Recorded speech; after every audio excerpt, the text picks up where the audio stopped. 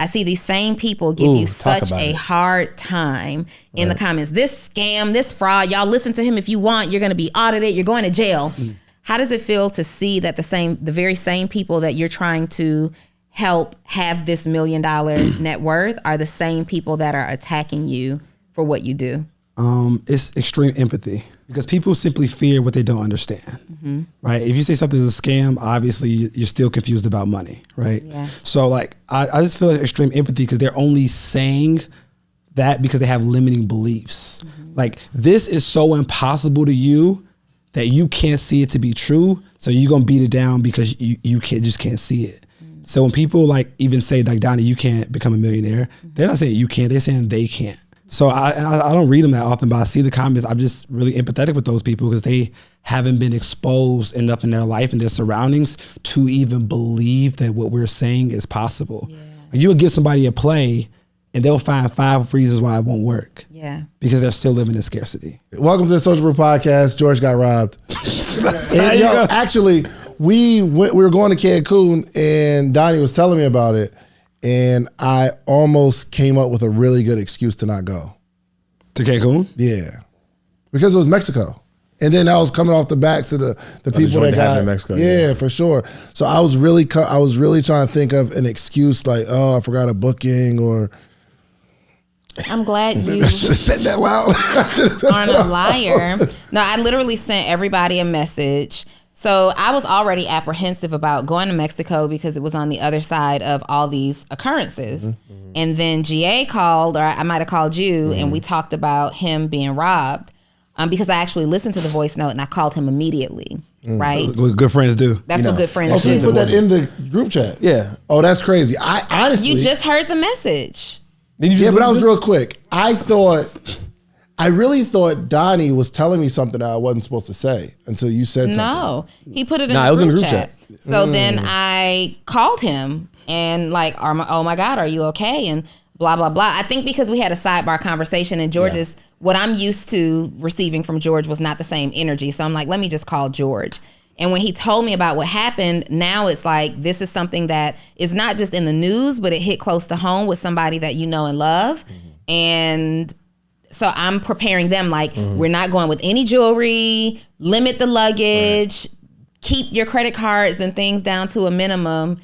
And they're all like, well, what's going on? And I called David like, George got robbed. Yeah, what's crazy? It really changed how I even approached the people at the resort. Yeah. You know what I mean? Kind to everybody. Yeah, I'm super kind. When the food's taking too long, I calm down because I don't know if they're in a cartel. I don't know if they're gonna like get me set up. Seriously, I'm like, I don't want to raise no sand. We was on the beach doing too much. We was like loud recording content or whatever, and then I saw the guy at the top, like looking at us, and I'm like, oh crap. And then we're walking away, and I don't know if they were coming for us, but there was a guy with like an AK-47 just walking on the beach. Yeah. Yes, bro. And I'm like, yo, David's like, they're looking for us. So we're in the airport on the way back and we're stopping at like the concession stand to get candy and drinks for the plane. And because I'm spending all the money in Mexico, I'm treating, right? That's how I recall it happening. We get to the airport on the way back and we went to like Five Guys. She got some fries. I got a chicken sandwich. She said, no, I got it. I'll take care of it. I'll pay for it. So, but she don't never do that, bro. Ever. At a restaurant, it's actually, she act like the bill ain't come. But we get to the concession stand and I'm like, let me get all of this, right? We got water, we got candy. Dave got 2 drinks, I think. Okay. So I'm like, let me get all of this, right? Bag it up. The lady puts everything in one bag. Now, even if it were just one person, it was still too much for one bag, right? But because I'm splitting the orders, I ask her, she gives us a bag with a handle and I'm like, can I get a second bag? She ignores me.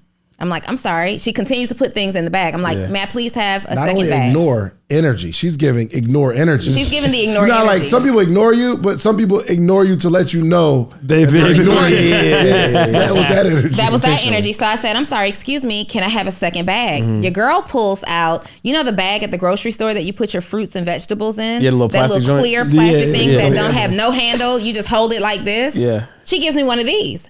Now hold on. Do that again. With that energy though. It's one of the first of all, she huffs and grabs the bag, but it wasn't even like a bag for the store. It was like something she brought into work and she had already eaten her snacks out of. And so I'm like, I'm sorry, can I have one of these bags? Yeah. And she is like really beyond herself at this point, and she just gives me the bag. And before I could put my things in, she asks for the people behind me. She's like, next, can I help you? And I'm like, excuse me, wait a second. Dave pushes me along and he's like, yo, her husband could be in the cartel. I see Donnie about to be Donnie. Yeah. Like, Donnie's like, excuse me. I'm like, we're not doing that here. We're not doing that here. Okay, we won't go home. But, we made it safely. So George, tell us what happened and where were you going? I was going to see this guy. Yep. Right. And think Carter set you up? It's crazy. What are we doing here? I'm sorry, bro. What are we doing here, man? Nah, so I land. So I had a crazy travel scenario anyway. Got delayed. Got there like 11 o'clock at night. So pulling up to the Airbnb where he lives, and as soon as I get there, 4 guys hop off motorcycles, guns drawn. They speaking Spanish. Hold on, back up. So you're leaving the airport. Leaving the airport. How much stuff you got with you? 2 suitcases and a book bag. 2 suitcases and a book bag. Yeah. How are you dressed? Like super casual, plain hoodie, some plain Nikes. Super casual, but mind you, he landed in Medellin late. Medellin? Yeah, so I live in Medellin, Colombia. Okay. Yeah. So he landed in Medellin late, and he's obviously American. Yeah. So we think like they were spotting him in the airport, like, all right, he has luggage, he's American, he probably got money. It's not that many people in the airport. He be looking like money too. I was chill that day though. George always look like money. I was chill that day. You're chilling right now, but you look like you got. Did you have on that watch? Nah, the watch I had is gone. I had on it was another plain Jane, but it's besides the point. Rolex though. Besides the point, yeah, but it was like super. I had my hoodie on. It was like you definitely couldn't see I didn't get robbed because I had the Rolex on. This is fact, right? You never know. And so I pull up to the Airbnb, and it's about to get out the car, and then I see a gun to the left of me, and the guy's beating on the window on the right, and they speak in Spanish, which I understand, un poquito. And it was just the longest 3 minutes of my life. So they take everything, take my watch, take my suitcase, my passport, which that was a whole another scenario because you can't get back in the country without a passport. So then we had to fly to the capital like Wednesday, to get a passport from the embassy. But yeah, got robbed at gunpoint. Yeah. So I had some. What about the Uber? You think the Uber driver was in on it? We thought that was a possibility, but I mean, if was he it was Uber or a taxi, it was Uber. Don't take. Okay, don't take. I typically, unless it's like a resort and it's like we talked about, it's pre-planned. You know, you don't do taxis in those countries, and so it was Uber. Gotcha. But I don't think he was in on it because we called the cops, and then he was still there. He gave him all his information. If he was in on it, he was playing a long game. Gotcha. The suspicious part about it though is that they didn't take his phone, and they didn't take his watch. I mean, it was just a regular watch, but they didn't take his watch. So I'm thinking, like, you robbing somebody, you taking everything. You'll figure out if it's worth something after the fact. So that's kind of why we thought he potentially could have been on it. But at this point, who knows? Let me ask you this. Yeah. What's your Uber profile picture look like? Actually, I don't know. That's old. I think I got like a suit on or something. Oh yeah, there take that off. There it is. Because the Uber driver might have seen it like, yo, we might have one, and then possibly. Dang, that's crazy. And they're all, Uber driver could be connected to the police out there. Like it's all the long game. This just might be what they do. It's possible. I'm just happy that you made it. But you know what I've been wondering? This happened outside the Airbnb. Were you asleep? No, I'm literally on my way downstairs. Like he barely has service, so he texted me like I'm about to be there soon. Did you see it? No, like I came down right. Like, it was maybe like a minute and some change after, because we standing outside. I'm talking to the Uber driver, trying to at least. And for lack of better terms, I said, "You're not going nowhere." At this point, I didn't know we were at Carter's place. So I'm like, "Listen, bro, you're not going nowhere because we got to figure this out together." Right. You know what I'm saying? Like, we got to figure this out together. Like I'm thinking, because worst case scenario, I'm on the side of the road somewhere. It's 11 o'clock at night. I have no idea I'm in his spot. Too. Yeah, right? So I'm thinking like, I just got robbed. I have no phone. I have no way to contact him. Hopefully he has Instagram or something on his phone because I don't know his number by heart.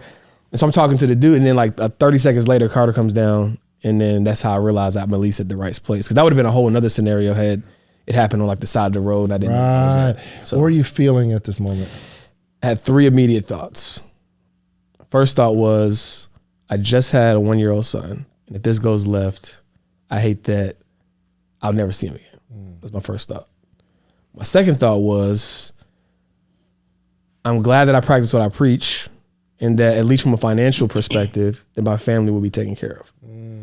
The third thought I had was, even though my wife will have those resources, she's not going to care about those resources in the moment. So I hope that all my friends and family who are equally devastated by this can surround her and my son in love and care in my absence if this goes left. That's deep. Those were my 3 immediate thoughts.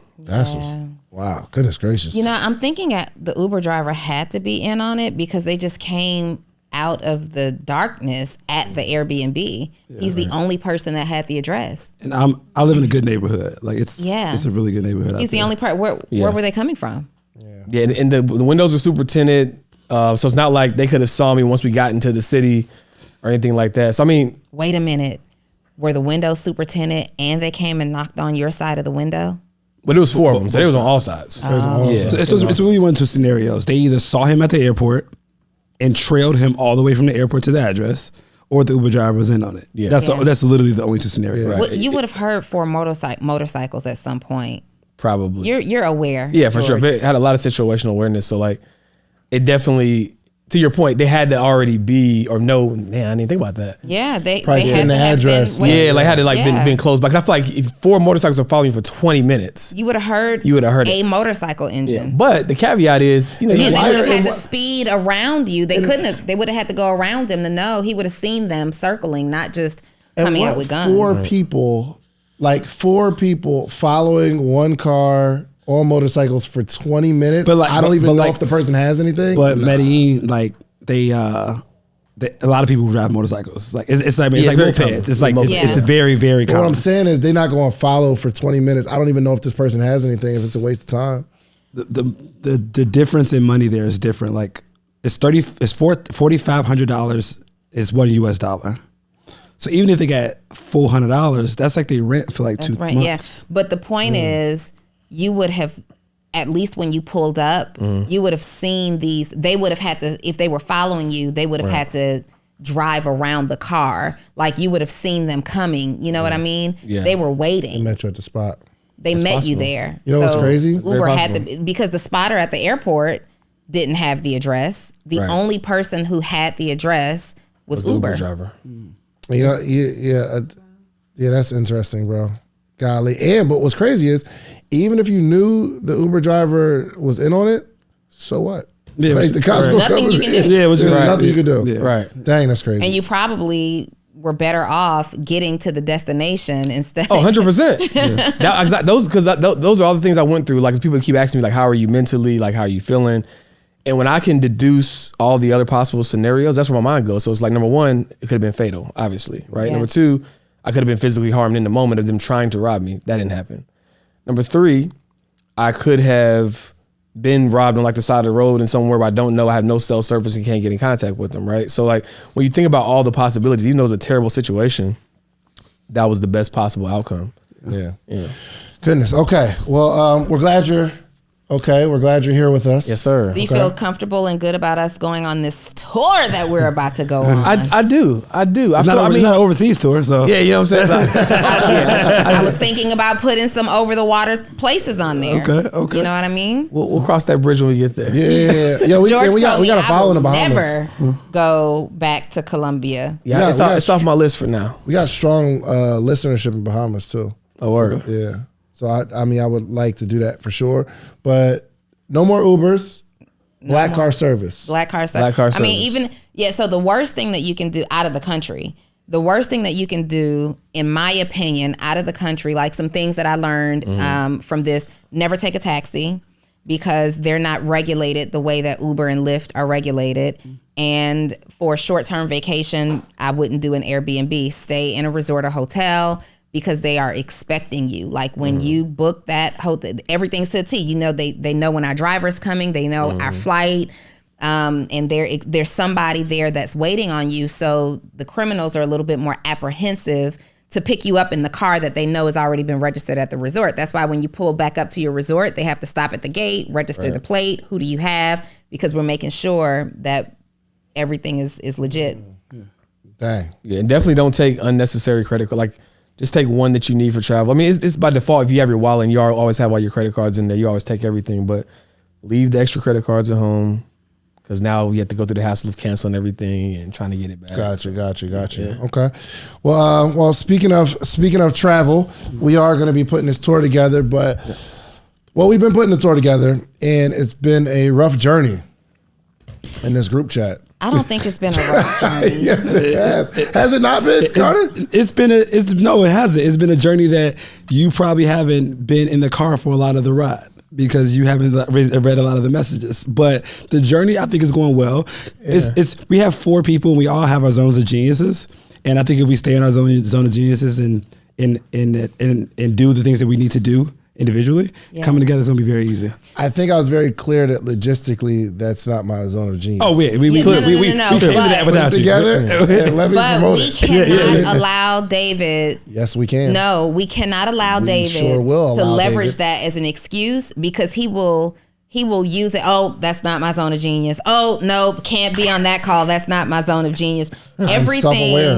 Everything except for getting cameras there and showing up is outside of David's zone of genius. Isn't that the definition of zone of genius? Yeah, but this is equal effort. I will say, though, that group text messages to handle business, especially when we're going back and forth on ideas, give me the most anxiety. And like that day that George and I were talking, first of all, Carter, you're right behind Dave on the anti-response committee, okay? I live in a different country. I get an excuse. You got some nerve.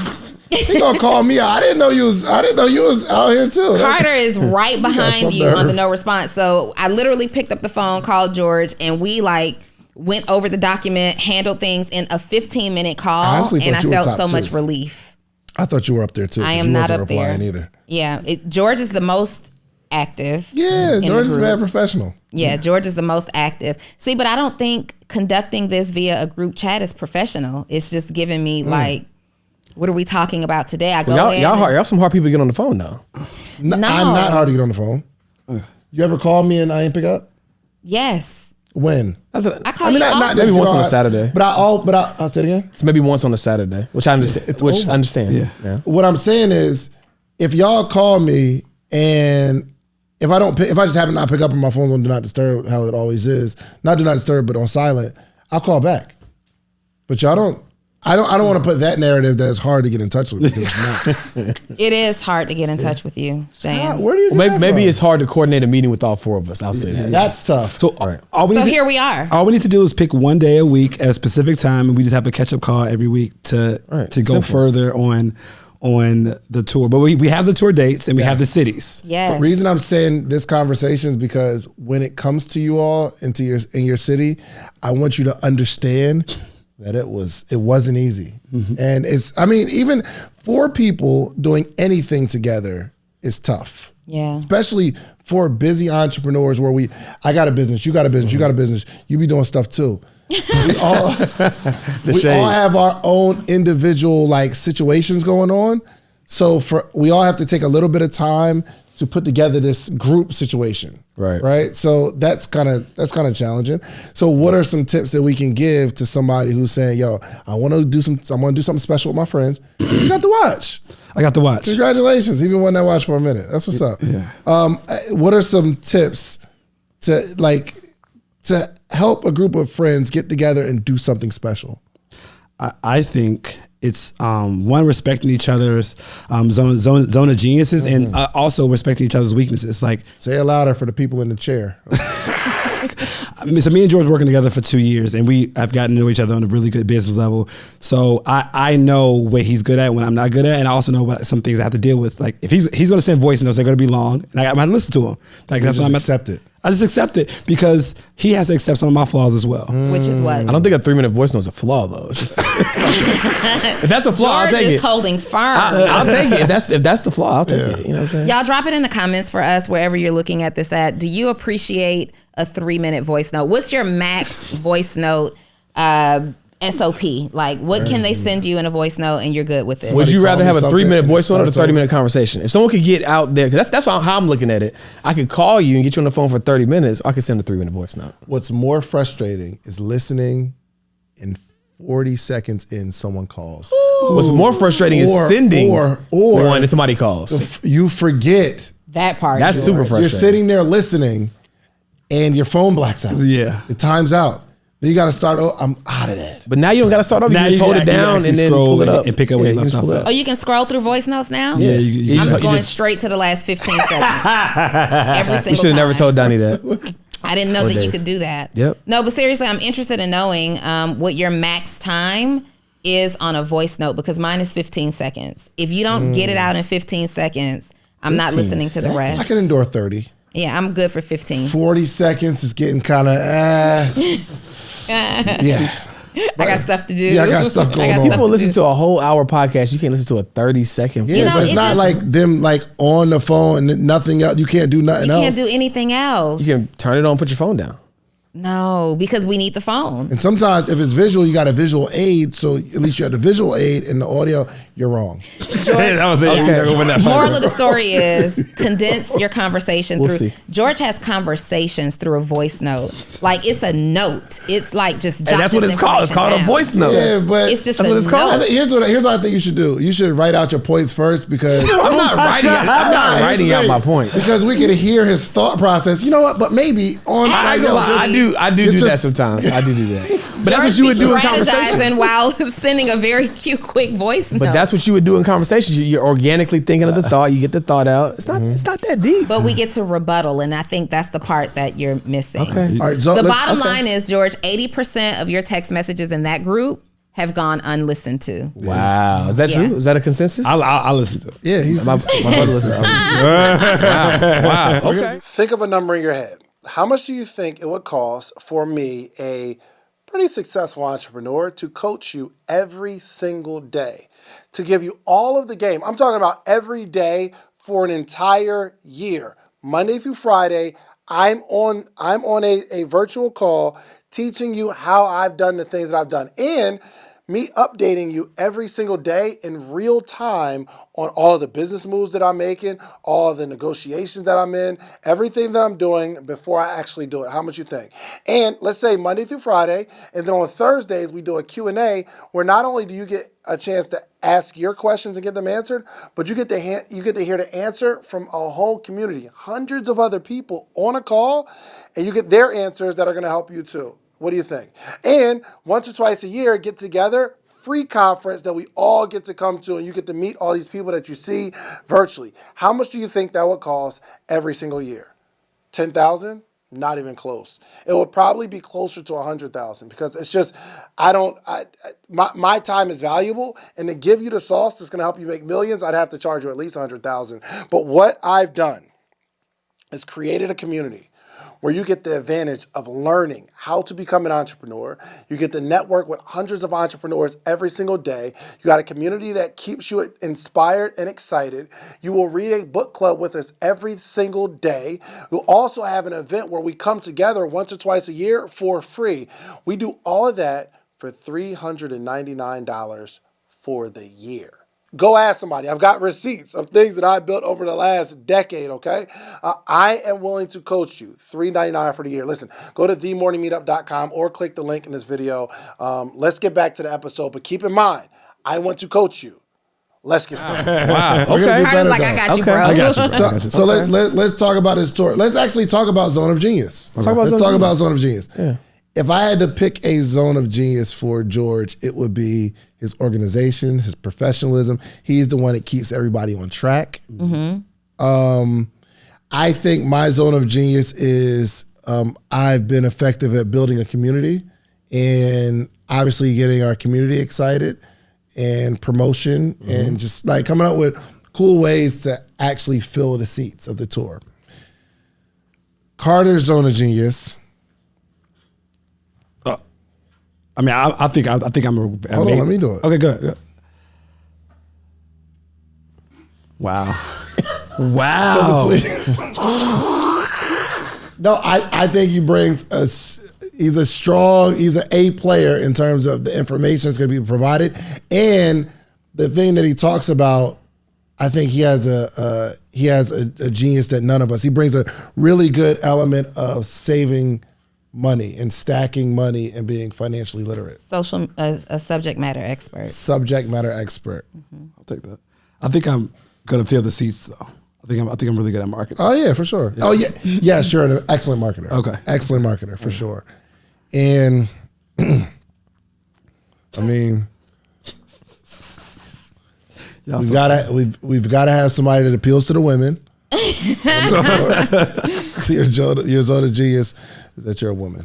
Is that my zone of genius? Is that what you introduced me to? Nah, she has really good logistical ideas, and if a train is moving, she can identify how to make the train move more efficiently. So operations. My zone of genius is in areas of operations, but also my voice is highly impactful. I can move a room. Yeah, we're all talented. Yeah, well, Carter threw in his talent, so I had to throw in mine. You know what I mean? No, yeah, you blew that group chat up. You came with that high energy that one day. I'm like, Donnie, bring it down. Have some mid energy today, okay? No, and so honestly, in this group, so let's speak to that. Mm-hmm. In this group, because I have a reputation of being really bossy and taking over a project and like running with it. With dealing with these three men, I said, you know what? I am going to let them lead this. I'm going to let them lead this. Mm-hmm. And I'm going to be the soft representation on the tour and let these powerful men handle this. I don't have to exert any power with this group of dynamic men, right? So I'm sitting there and I'm like, you know, I'm getting nervous because we're getting closer and closer to the date of our first tour stop. And I'm like, we don't have any marketing. We don't have a flyer. We don't have any logistics. We don't even have a venue. And I'm letting it go. Okay. I'm letting it just, Naya, I'm letting it just do. And one day I'm just sitting there and I'm like, yo, I got to say something. Like I'm on edge. And I'm like, and the first time I typed the message, I'm like, no, it's too strong. Let me take that out. Oh, that was the second. That was the revised copy. Oh, wow. That was the revision. I was considering, like, I know George knows me. We've worked together. You don't really matter. Carter doesn't know me at all, right? Let me not, I don't want to offend him. He's the one in the group. Let me put this in a way that he'll receive it well. And Carter, the one time he does respond to my message, what was the message? Or to any message, I don't know what I said. What was the tone? Actually, what did you get from the message that you guys are both speaking about? I remember it as something along the lines of, we cannot be doing a tour right now because here's all the things that we do not have in place. Here's the message. I said, okay, so I put in a group, and this was me being feminine. I mean, that's how I typed it, all those ends. I can't wait to hear how she reads it. I mean, we can't possibly be launching a tour in all caps next month, can we? Hold on, all caps don't sound like that. Well, I'm like, I mean, we can't possibly be launching a tour next month. Like this isn't a one-day event. We're talking a tour. So I'm like, I mean, we can't possibly be launching a tour next month. Can we? We need venue, budget, travel accommodations, notify our teams to clear their schedules, chef or dinner reservations, marketing content posting schedule, program format, theme, ads or no ads, ... just for starters. Yeah. All right, can I? And what time was that? What time was that? This was at 11:06 a.m. And then David responds and said, "Well, you could have started with good morning." Yeah. I woke up to that. I'm like, what are we doing? What are we doing? This is mad aggressive, George. Who is this chick? Yeah, but can I say it? But in my defense, within the first 2 days of talking about the tour, I laid all that out on the document. All we had to do is execute on it. Yeah. Can I read it how she said it? Okay, yeah, for sure. I mean, we can't possibly be launching a tour next month, can we? We need venue, budget, travel accommodations, total cut all ads or no ads, just for starters. Yeah. Is that how I read it? Is that how I wrote it? Is that how she talks? I think that's closer to. Yeah. Well, because I operate with a certain standard of excellence, right? If we're good, we have enough time right now to 100%. Execute in excellence. Yep. I don't want to be rushed, and because somehow in every like partnership, group project, whenever we're rushed, the bulk of it feels like it's on me. That's how it always feels. It's like rush. And then it's like, I got to come up with these ideas. So I want to, and yes, we did put these things on a document, but we never took them off the document and started executing. So I was just reiterating, because I know he doesn't look at the document. So I was to yourself, okay? He doesn't look at the document. So I was just placing emphasis on these things because I know he likes the short code of everything. And then George and I get on the phone. We're like, this is who's going to handle this, this, and this.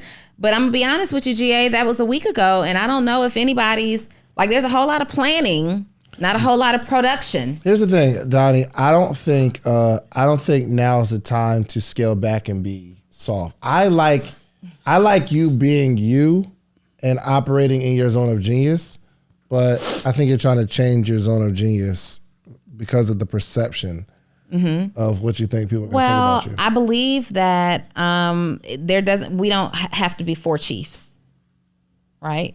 I believe that there's enough talented, aggressive, powerful men in this equation. Just let me show up. Like, for one, I just want to show up. What? So you want to pull a Dave. You want to pull a Dave. You want to just show up. Y'all both want to show up. I think if we do it right, we all can just show up. Right? Yeah, we got to front load the effort. No. But in all honesty, I didn't want to be, because you and I are building a relationship. We're newly getting to know each other. And I didn't want to shock Carter. I didn't want to do that because it could be much. It could be a little. If you thought that message was something to bat an eye at, let me take realm on this.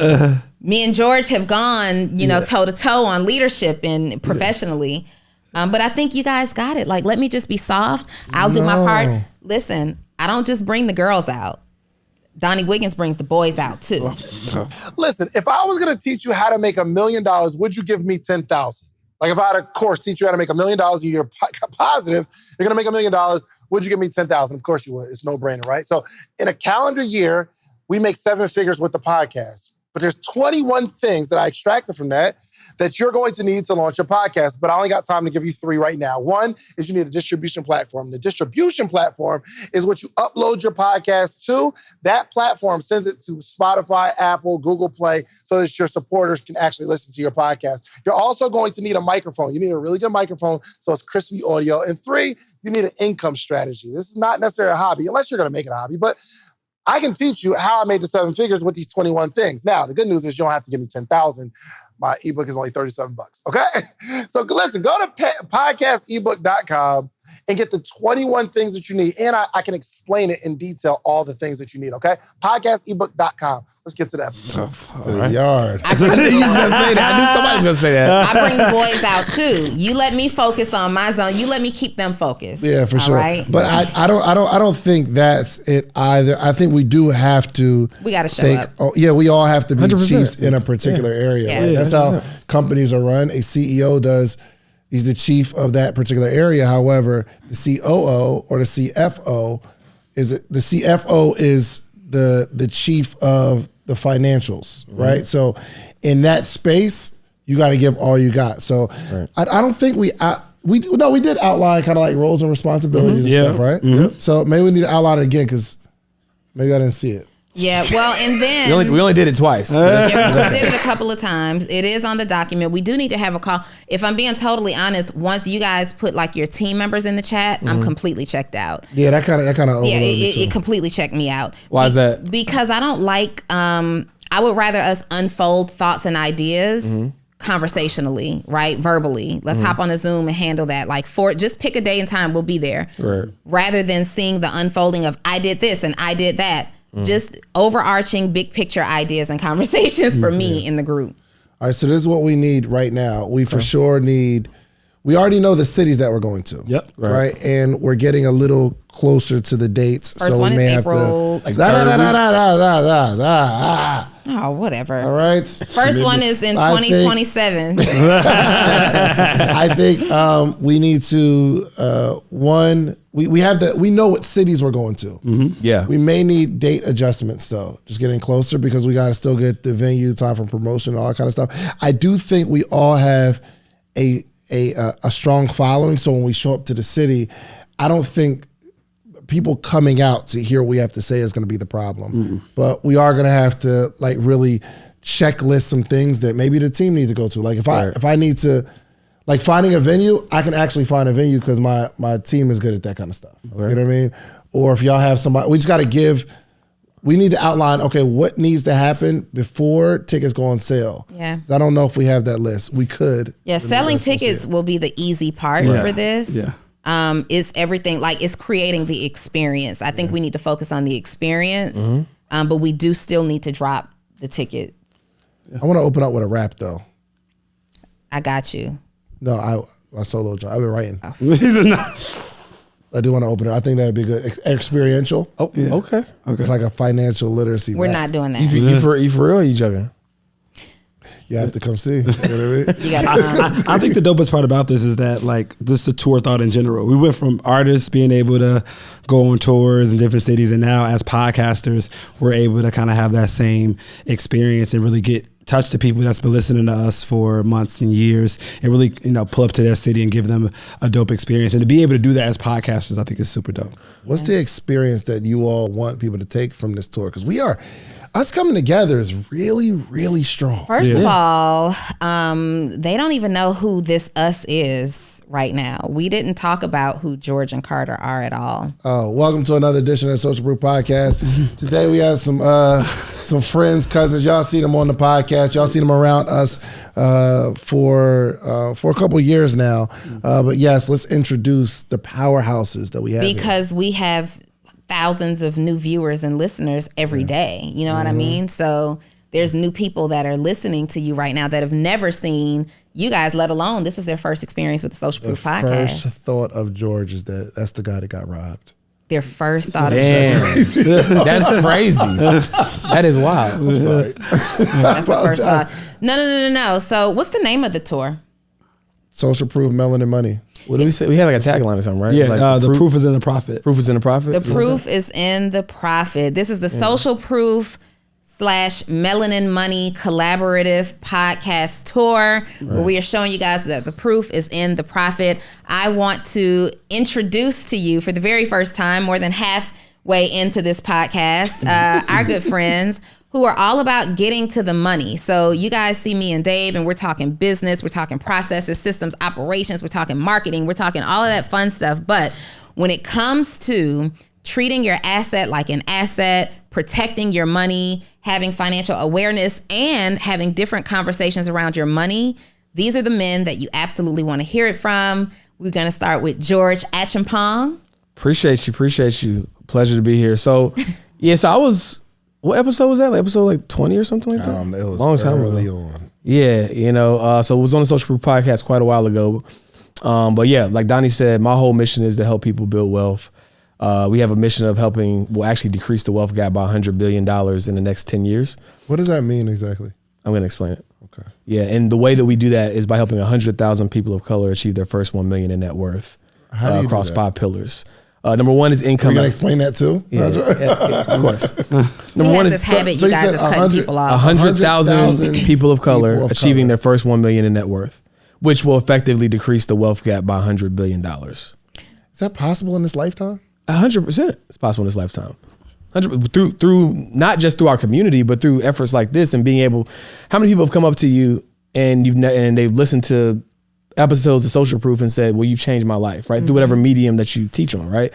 So we're able to scale our efforts through the education and through the content that we provide. Because obviously we're not going to be able to touch everybody individually, right? Carter's not going to be able to have 100,000 clients. I'm not going to be able to have 100,000 clients. But through our financial education community, through our podcast, through our content and resources, effectively we will be able to do that. And the way that we're going to track that is by awarding and celebrating the people along their journey. Right, by giving them actual net worth awards, like you see a lot of companies and platforms giving out income awards, like ClickFunnels. People $100,000 in a month. We're giving out actual awards to earmark your status as you've achieved certain net worth markers. Because what we've realized is that people will do more for recognition than they will for money. Right. So if you can flip that on its head, and you can say, okay, well, let's recognize you for something that actually matters and not use it as a exploitative marketing tactic, then that's how you get it done. How do I become one of the 100,000 though? How do you become one? You're tracking, yeah, 100%. So you can go through a process of actually submitting. We have a technology that allows you to upload your bank accounts, investment accounts, your debts, liabilities, and that's what your net worth is, your assets minus your liabilities, right? And from there, because we're able to track it and verify it, you can submit for that, and then ultimately we can send you an award. Okay, so So are you taking people that have a net worth of $20 right now? Or negative. Or negative. They upload their stuff.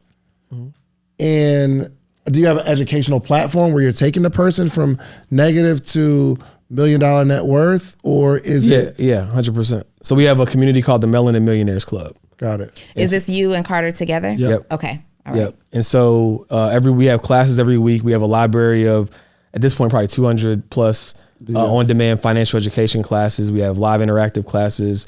We have an on-demand financial coach called Pocket Advisor where you can DM the coach, ask them questions. Hey, I just got a bonus at work. What should I do with it?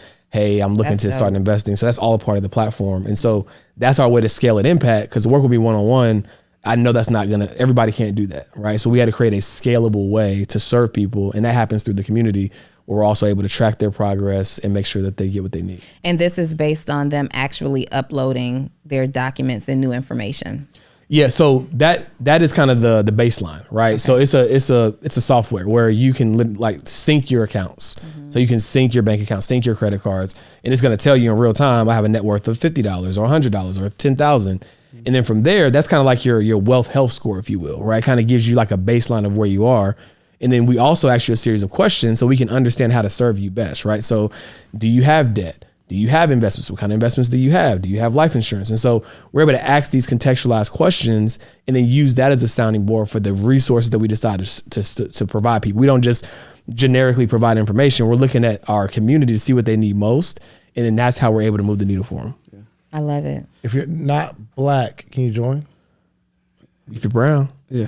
I mean, technically anybody can join, right? But we're super serving people of color. And so far, we have like people that aren't black listen to the podcast. I don't think anybody that's not black has joined the community. Yeah. Well, they're not black or brown or some variation. But imagine this, like if you're trying to lose weight, you're going to be checking you're on a scale every day, like checking your weight.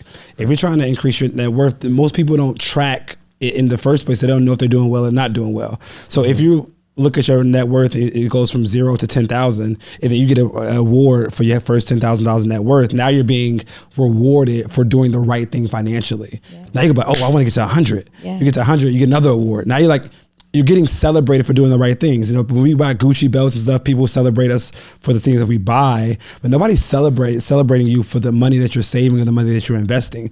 When that changes, people will start to change. Yeah. You know Can you tell us who you are?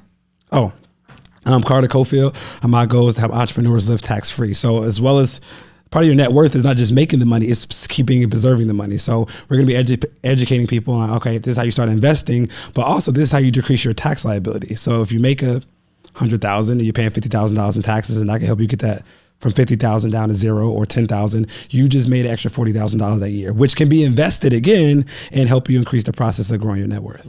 Got it. So 100,000 people. Yeah, that is a really, really big goal. Yeah. 100,000 specifically black people, black and brown people, $1 million net worth. Is there a date that you have in your head that you should be able to accomplish that by? The goals is within the next 15 years. Next 15 years. Yeah. 100,000 black and brown people with $1 million net worth. Yeah. Tell me the story of the first person that accomplished it so far. How long you been doing it, actually? 11 years. 11 years. Yeah. I've been an advisor for 11 years. I didn't have this specific mission till about 2.5, 3 years ago. Got you. Yeah. How many people do you think and that's not a long time, so how many people do you think you've actually helped accomplish that? Accomplish $1 million net worth? Yeah. On the client advisory side, I'd probably say about 40. Dang. Yeah, on the actual like one-to-one. Let's stop that up. Golly. 40 people. Yeah. Some of your favorite coaches, that you see on the internet too. On the client advice, on the more scalable community side, I don't know if we've had anybody hit $1 million yet. Maybe, we've had people make over $1 million.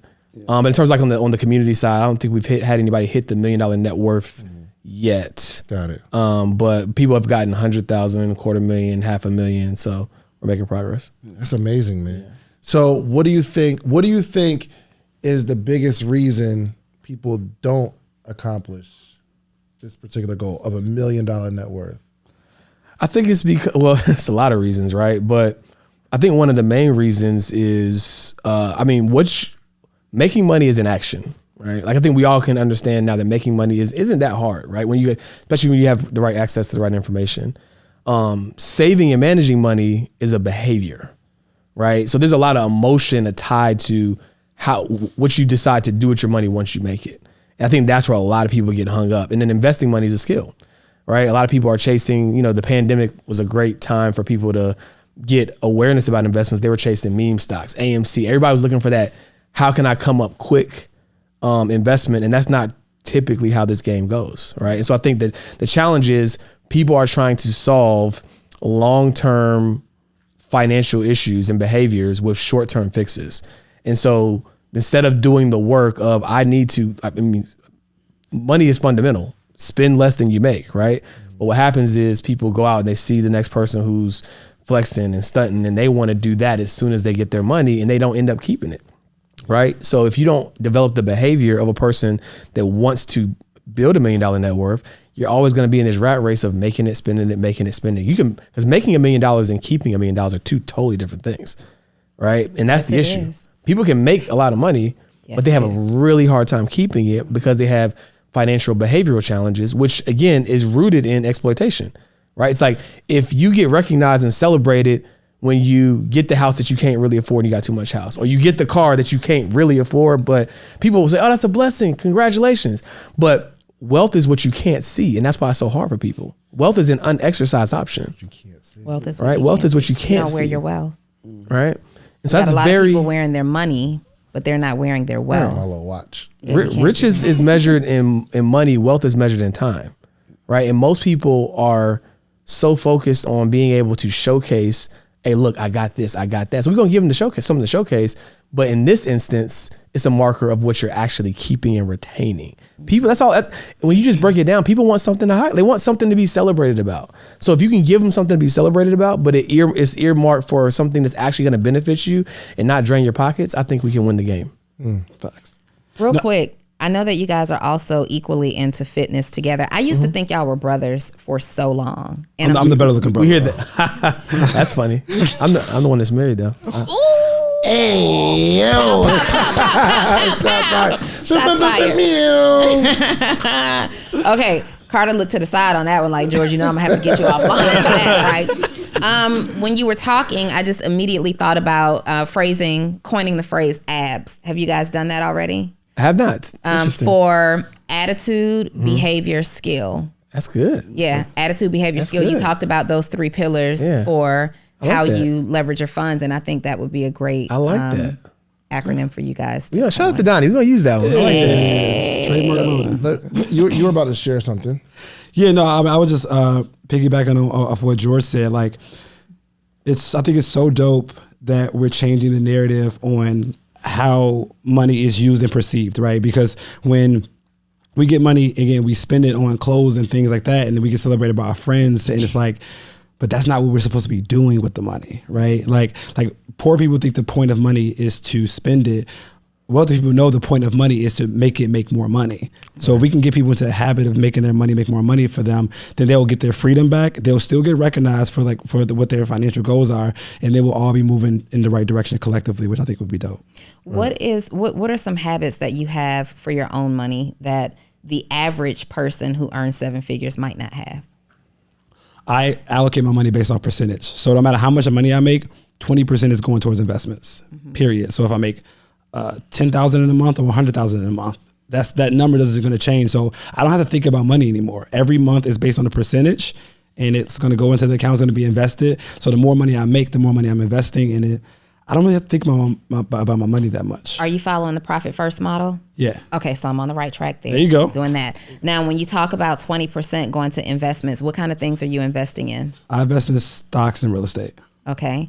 And is your money strategy to play the long-term game or short-term, or do you do a mix of both? Long-term game, because long-term games has tax benefits. So when I buy a property for $500,000, I'm able to get a write-off for like $100,000 to $125,000 in the same year because I'm a long-term investing in the property. What do you say though to people that we're trying to educate? So we're talking about people who could at this time have negative net worth, right? Yeah.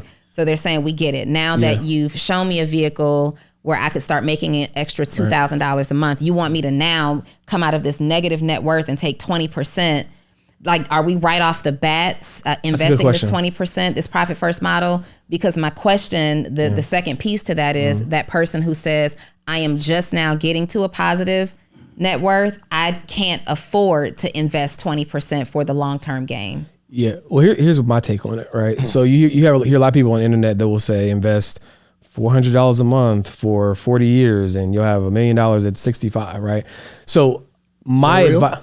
Say what? Yeah, the math is there. Yeah, the math is there. But my logic is this, right? I'm kind of a balance of both. Like, I think that if you can only afford to invest $400 a month, your first investment needs to be yourself.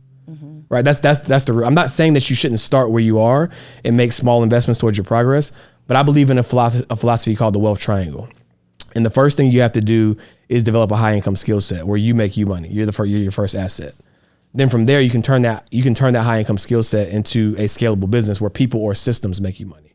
And then from there, then you can invest in high return assets where money makes you money. And I'm not saying you can't do these things concurrently, but I think that, to your point, if you're just getting, to a point where you have a couple $1,000s a month, right, you're better off figuring out how can I get myself to a place where I have more than a couple $1,000s a month, right, extra and surplus. Because the challenge is people are trying to invest small amounts of money and they're not seeing, for them, it's hard for them to see the progress because it's like, well, what is $200 going to do? What is $300 going to do? Now, we just told you what it'll do over time, but at the same token, you can condense that journey if you just can increase the lever of how much more money you make, right? So I think my question then, make it plain, either of you. At what point, what's my marker that says now I have enough financial assets or enough cash to start leveraging the profit first model where now I'm focused on multiplying money, not just investing back into myself? I don't know if there's a number, but I tell people all the time, and shout out to Alex Hormozy, like, we should invest in the S&P 500, but we should first invest in the S&P 500. Like, you should be investing in yourself until you until you can make so much money, we have excess cash and like your immediate needs are not even a thing anymore. So if you have $5,000 of expenses, once you start making $15,000, $20,000 a month, your expenses are covered and you still got now 75% of the rest of your money to start investing in assets. And I don't think you ever stop investing in yourself. You just invest more in assets and still in yourself. I still, even though I'm investing in assets, I'm still investing hundreds of thousands of dollars in myself per year. I got a question. For somebody, what do we focus on first? Do we focus on income generation, high income skill set, or do we focus on patching the holes in our financial boat first? If somebody's in a bad financial situation, right, where do we focus our energy and attention? Well, one is infinite and one is finite, right? So if you say, you know what, I'm gonna decrease my budget to the littlest amount of money I could possibly spend, and you could ultimately live on your mom's couch, right, and have a zero expenses, right? But the problem with that is that's a finite exercise. If you can figure out how to make more money, right? Finite exercise. What do you mean? Meaning that you can only go to zero, right? The lowest amount of money you can spend is zero at the end of the day, but the amount of money that you can make is infinite, right? So I think the problem is people are focused on the wrong thing. Now, to your point, if you have holes in your boat and you have bad financial behavior, more money isn't going to solve that. But what I've realized, most people don't have money management issues. They have poverty management issues, right? Like, you're just not making enough, right? So for example, you're not spending too much on food. You only make $50,000 a year or $40,000 a year. I think that's the issue. I think more people, once they realize that if I can just get myself to a more comfortable income level, right, then a lot of my problems will be solved. They're not going to solve behavior issues, but if you can get to a certain income threshold, right, then a lot of the things that you thought were problems weren't really problems. My journey was reversed, though. You know what I mean? Like, I made the same amount of money, but I just kept spending it, and then I started allocating money, right? Mm-hmm. So actually, as a server, I'm taking tips and it's cash, which is dangerous for anybody because it's like I just have cash, and if I want to buy something, it's not. It's easier to let go, right? So I would come home and I take a certain amount of my tips and I start putting it in these little buckets, right? And then the rest of it, I could do whatever I want with it. And I kept the same amount of money, but I had more money to invest in, like, this t-shirt brand. So that's just my journey of how I started. Right. It wasn't me focusing on how to make more money, because if my focus was making more money, then I'd still be in the same. There's people that they make millions of dollars, but they're still broke. It's a combination of all three though, right? It's like, here's the thing. If you, to your point, you can't focus on both skill sets at the same time. I mean, you kind of have to, right? It's like, I mean, if you just focused on, like you said, patching up the holes, that would be helpful. But then you focus on that. Okay, then I'm gonna jump to try to figure out how to make more money. Okay, then I'm gonna jump to that. And like, you kind of have to work these things concurrently, right? Because here's why.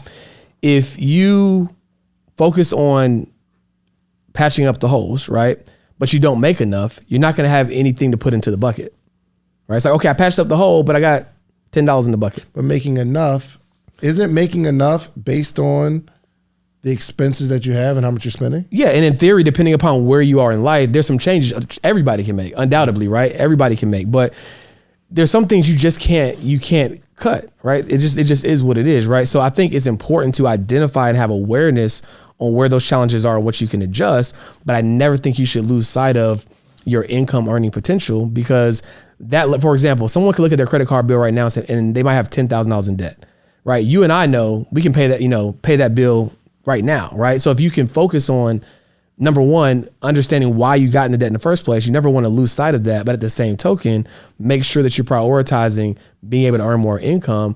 I think they all just kind of work together, because if you make a lot of money but have bad financial behavior, you're going to lose it. If you don't make enough money, but you have great financial behavior, you have nothing to manage, right? And if you don't figure out how to grow and invest the money, then all you're doing is stockpiling and saving money. It's going to take you a really, really long time to have enough cash to live off your money if your money's not working for you. So that's why they have to all work together. What was your journey like in terms of, did you figure out how to keep your money or make more money, or did you do them simultaneously? Simultaneously. So, you guys have seen, you've heard my story. You know that I went through a period where I was making, I don't know, maybe $250,000 or so a year back in 2008, 2010. And I lost everything during that recession. And I sat and realized that while I was making what was a lot of money for me at that time, my expenses exceeded what I brought in, left with nothing. So I knew that something had to change, and I started to read books and educate myself. And honestly, when I started making a lot of money again, I still thought that the name of the game was to save money, right? But it becomes really, really difficult to just save money. You don't see it. It becomes difficult to increase your net worth just saving money. Right. And these were just things that I noticed, like, how are you guys buying all of these assets and buying these things? Where are you getting this money to invest if all I'm doing is saving, but I'm also spending a little bit too? And I started to just get in different rooms and different circles.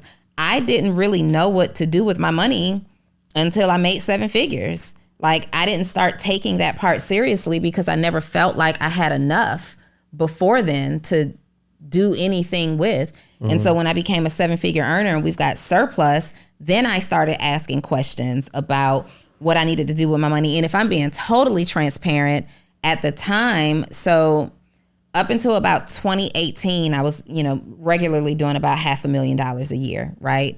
2019-ish and beyond, it started to increase. And at that time, I was dating someone who's in the financial space that said, this is what you need to do with your money.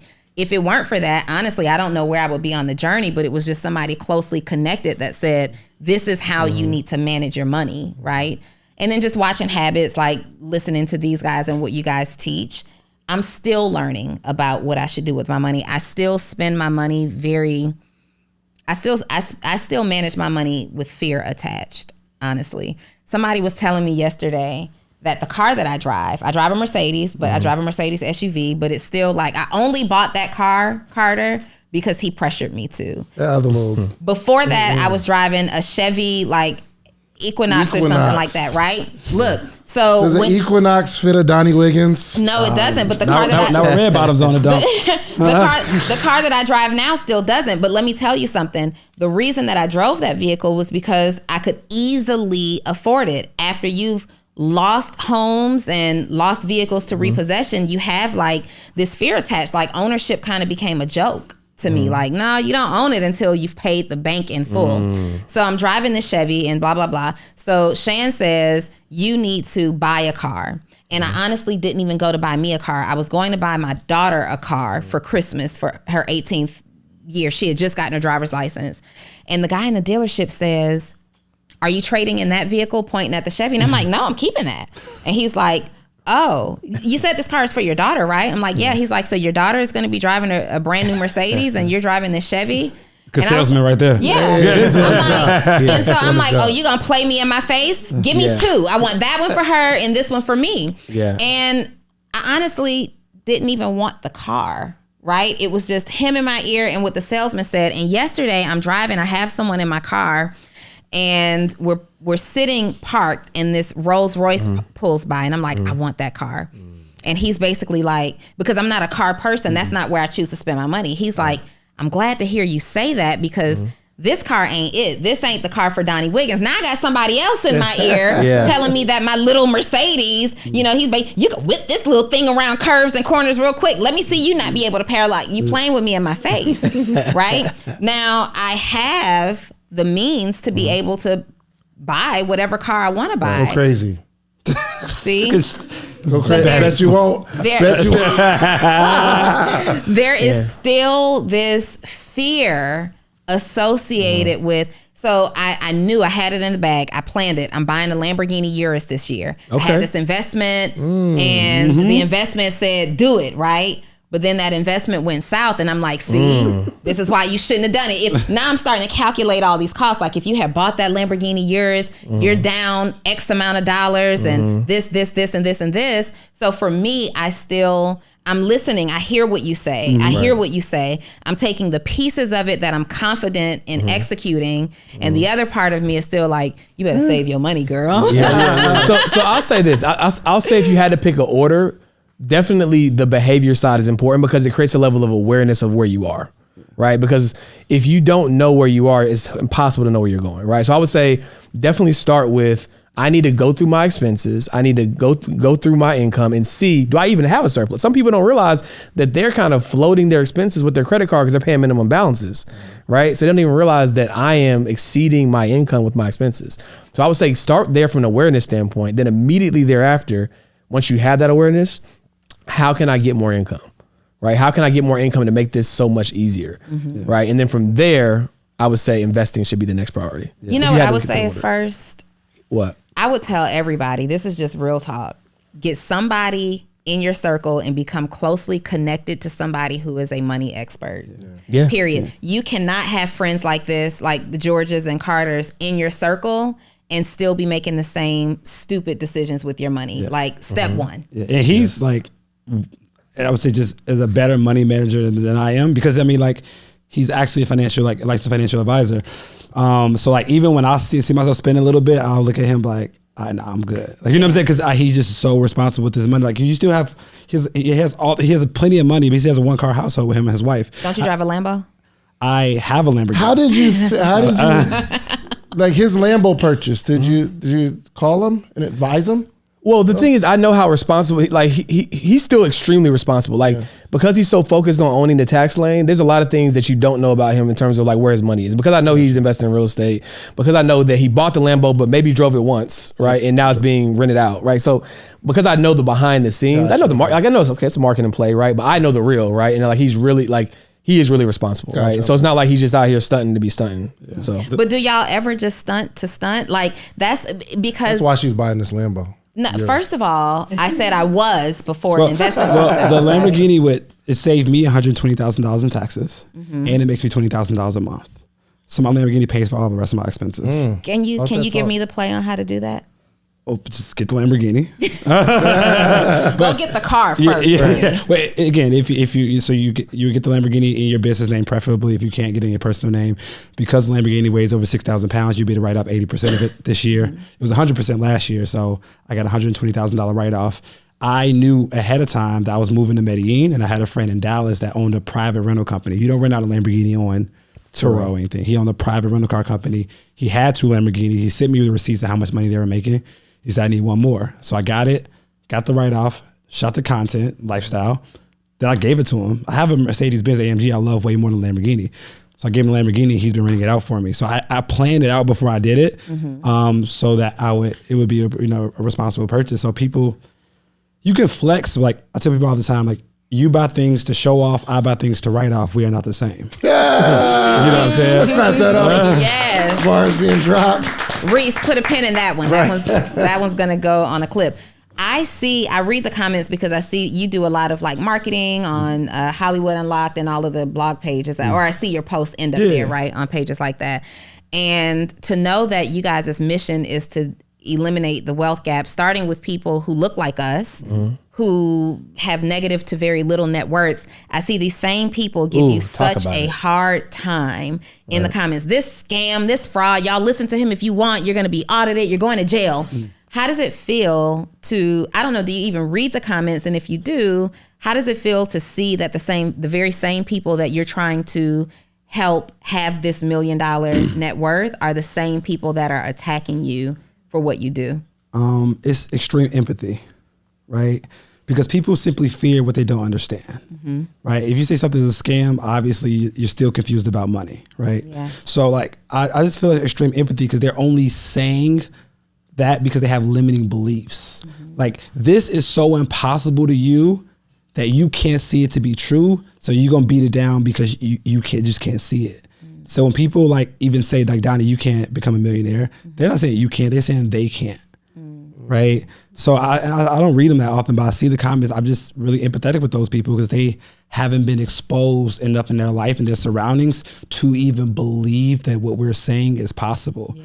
You would give somebody a play and they'll find 5 reasons why it won't work. Yeah. Because they're still living in scarcity. Yeah. I was gonna say too, even to your earlier point where you said pretty much if you don't have any money, the objective is to have the money invest in something that makes you more money. Right. But also we were talking about like a high income skill set. And the reason I'm so pro let's figure out money because it's a language. Somebody that makes $40,000 a year may be able to save $10,000, whereas someone who makes $100,000 a year might be spending $110,000. Facts. Right. So I can go make some more money, but if I don't understand like the P&L or the fact that a t-shirt sells for $30, but it costs me 10 and I'm spending money as if I made 30 and I didn't make that. Right. So if we have, let's say you can make $40,000 a year and you can decrease it. I know it's a finite thing. You can only go down but so much, but you can take that money. And this is my question. Do you advise people to take the money or figure out how to have more money based on their current income and invest it into something that makes them more money? Or do we invest that money into ourselves to later make some money? Or do we invest the money into something that makes money? Right. I think I understand your question. But so three things just for everybody that's listening. I think there's 3 things you can do with your money. And this is, as I was working at the Cheesecake Factory, I started to understand this. I can figure out how to save more of the money that I have. Right. And then take that money and invest it into a stock, invest it into, I don't know, some sort of investment that makes me more money. Right. Crypto, whatever. Or I can take that extra money from me understanding how to have more money and I invest it in my education. Let me learn. Let me go to school or take a class on becoming a videographer. Let me take a class on learning how to do a thing, have a skill set. But eventually I won't have any money to do the thing. It just takes a little while. It's a longer game, right? Right. Or do we take, after we understand how to have more money, we take the money and invest it in a camera. We invest it in a Turo car. We invest it in the thing and then have the education process then. I think there's 3 lanes we can have. Okay. I get what you're saying. I would, if I had to pick an order, I would invest in the skill, the education first. Because if you buy the item, to buy the car, if you buy the camera, if Carter didn't have the connection to make rent the Lambo out, then he's just sitting on the Lambo with a few, a $2,000-$3,000, car payment, right? So investing in the education of how to do the thing before buying the thing is definitely more important, right? And personally, my personal opinion, right? There are gonna be some other people that would advise you to invest your $50 a month because of compound interest. My personal opinion is that if you invest in yourself first, you are going to have a far better chance of getting to the goal faster. Of course, once you understand the language of money and make sure you're not overspending, than you would trying to incrementally get there with $50, $100 a month, right? Here's why. if you invest $100,000 in the stock market, right, and the S&P 500, on average, it's going to pay you about 10%, which is what? Explain the S&P 500. Right. It's basically a basket of the 500 top domestic companies, right? And so on average, it's going to pay you about 10%, right? So that's what, $10,000 if you've invested $100,000. Do you think it's more probable that a person just starting out is going to be able to get to $100,000 invested to earn that $10,000 in passive income, or that they're going to learn a skill that can make them $10,000 a month? Which one do you think will be faster for the average person? For sure, earning 10,000. I mean, learning how to make $10,000 a month for sure. Exactly. So because of that, then once you learn that skill, right, you have that skill for forever in perpetuity. And because you've learned the language of money, you can then take the surplus and then invest. Because the truth be told, when people tell you to invest in the stock market and you can make $10,000 a year, you're not actually making $10,000 a year. More realistically, that money is compounding, and you're not even seeing that money back because you're trying to build wealth. So why would you invest in something that you're not going to really be able to benefit from for the next 30, 40 years when you still haven't figured out your day-to-day life, right? It's Maslow's hierarchy of needs at that point, right? You stressed out, you trying to figure out how to pay your rent. The first thing you're going to do is go liquidate them stocks, probably at the wrong time when the market's down, and now you're down bad twice. Yeah. And you got short-term capital gains. You follow what I'm saying? So like that's my thought process. Now it's much easier to sell a course, and it's much more palatable to say anybody can invest and anybody can do it and invest $200 a month versus saying no, actually focus on this first and then let's get to investing later once you have mastered a high income skill set. Carter? I mean, I completely agree, because in your example, you can make $10,000 a year, or you can learn how to make $10,000 a month, right? Now you got $120,000 to actually, you're making $20,000 more per year. And like, the thing about information is that once you get it, nobody can ever take it away from you. Right. So even if the stock market is going bad or doing bad, now you have the skill set to go make more money and invest while things are bad. You want to be able to still make money in bad times, because when the economy is down like now, everything's on sale. Right. But guess what? If you don't got no money, you can't take advantage of the sale. So you need to find ways to continue making money. So when things go on sale, you're like, bet, I'm about to buy this, I'm about to buy that, I'm about to buy that property, I'm about to buy that stock. So I'm just big on income generation, income preservation, and then maximizing the money. Carter, you're single, right? Yep. You are very single. What percentage single? There's a percentage? No, is there a percentage? Are you definitely a percentage. Someone's watching this, hearing you say you're single, and they might feel away single? Are you I didn't know we were not exclusive single? No, I'm single. You single. Yeah. So nobody can make claims on you. No. Okay.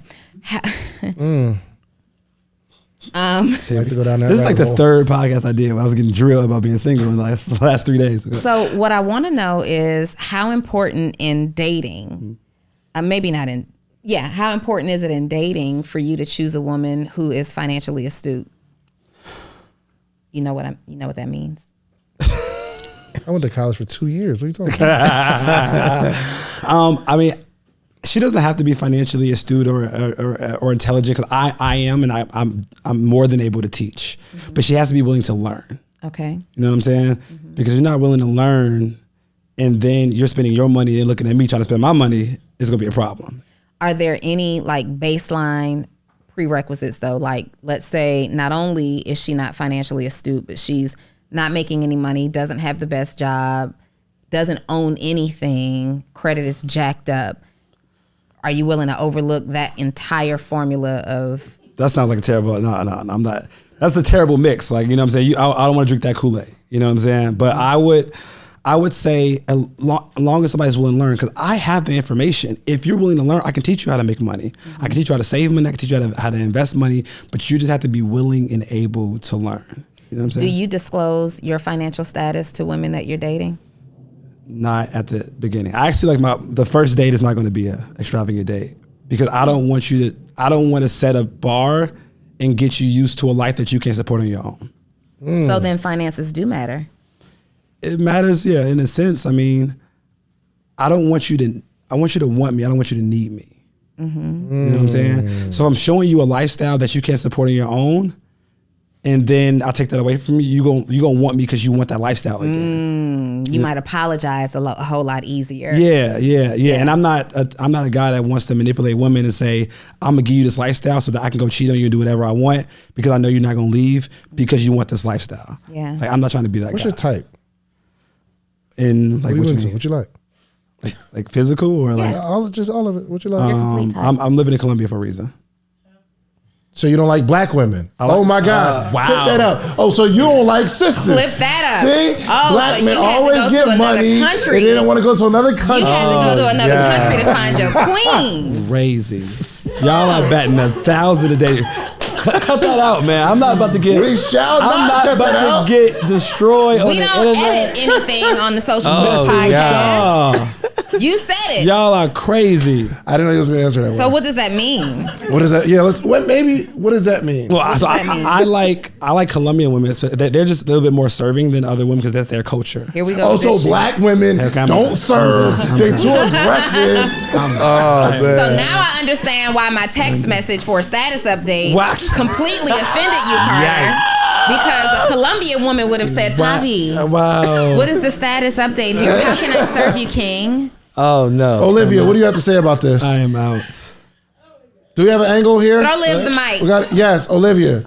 So, what do you have to say? Because I was actually, give her. Okay. Olivia, what do you have to say She about over here that? fanning herself like you just made me. Because she was feeling you for a second. I saw how she was looking at you when you started breaking down the income and all that. And when you said, "I'll teach you," I saw her. She's like, "Ooh, he can teach me." But then she crossed her arms when you said, "Colombian woman." My heart's racing. Oh, me and Carter actually met at the. Was that Oh wow! Wait a minute now. Wait a minute. This is getting spicy. Are we ready for this, guys? Spicy. Wow. She's okay. like, you a lie because I saw the shift in energy when he said, "I moved to Columbia for a reason." There's a shift here. Okay. We gotta get my boy some PR training. She was mad early here. I was like, "Why is she?" I ain't know. We ain't never seen her early. Hold on. First off, who invited you? Did you see the note on morning meetup, or did you get a text from somebody? I got the note on morning meetup. Did you also get a text though? Hey, I'm in town. No. That's why she feels away. Did you see that? No. She said no. Oh, you went to Columbia and now you don't hit me when you in my city? That's what we doing? That's what we doing. Okay. Doing Okay, go ahead. Nah, keep going, Olivia. We met at the what event was that? Black Equity Con. Keep your mic up. Black Equity Con. right here. Black Equity. Okay. Oh, in Miami. Yes, we met in Miami. We actually hit it off. I hung out with him at the I'm gonna keep it. She's nervous. at the after party. And then After the party, it's the hotel lobby. yeah. Then. No. After and after it's probably Chris. But no, we had a good time. We had a good time. We flirted a little bit, and so ghost he you? likes black women. Did he ghost you? Did he ghost you? Man, Did you if ghost you her? guys are listening right now, you should see the tension. You can almost feel it. So what happened? Do you guys still communicate? I mean, the we camera still right follow there. each other on Instagram. No, so y'all still talk. Did y'all ever talk on the phone? Yeah.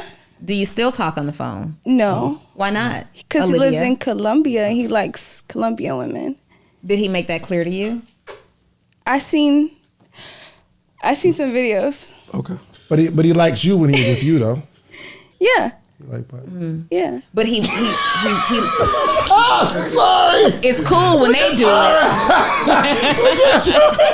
it. Listen, our name's Bennett. I ain't in it. I'm just so. Can I ask? Y'all met at the hotel at the event. The after party. This is After a the wild conversation. Did y'all ever see each how did other we get outside here? of the after party? It might cue that song. How did we? Hold on, because she's giving some pertinent information. Okay. So I lived in LA for about 6 years. So my family is still out there. So after Miami, I went to go visit my parents. And Carter just so happened to be living in LA at the time. So we met up and went. It was a vibe. It was a vibe. It was a vibe. Yeah. You went where? You was about to say y'all. Where'd y'all go? I'm not doing this conversation anymore. This is not. Okay, all right. Bring the camera back here. What are we doing? Bring the camera back. Bring the Would you camera go back. out with him again? Yes. Would you go out with Olivia again? If it made sense. What do you mean? Does it make sense? If it make? Hey, Reese, bring the camera back. Okay? Because it's still my boy. You know what I mean? Carter's I am not going on tour with you guys. Am I? Is this how the tour going to be? I'm out. This is not. No, we're just trying to get a vibe for your type. Man. And I feel like we all go through different phases in our dating relationship, right? We try different things to see what you like. I don't know what I like. That's why you keep trying different things, different type of people to see who you want to be with. And I think it's all dating is an experience. You see what you like, what you don't like. And I learned something really dope, really important about dating. If we all like say what we want in a woman or a man, but we don't think about the disadvantages that come with that. Like if you want a boss woman, but you also have to think that boss woman is not going to be cooking, not going to be clean because she's boss, she's busy. So I'm discovering that we can't just focus on what we want in a woman. We got to focus on the things that we're willing to tolerate her not being able to do because everybody can't do everything. See, it's these absolute categories and boxes for me, right? It's the absolutes. Someone would say I'm a boss woman. I've never referred to myself that way. I'm a businesswoman that's successful, right? But with the exception of one relationship, I cooked. I clean my home every day. I have housekeepers, but I also clean. George is married to what someone would call a boss woman. Majesty cooking every day. She's mommying. She's in these streets, and I believe she's very servant to you, right? And vice versa.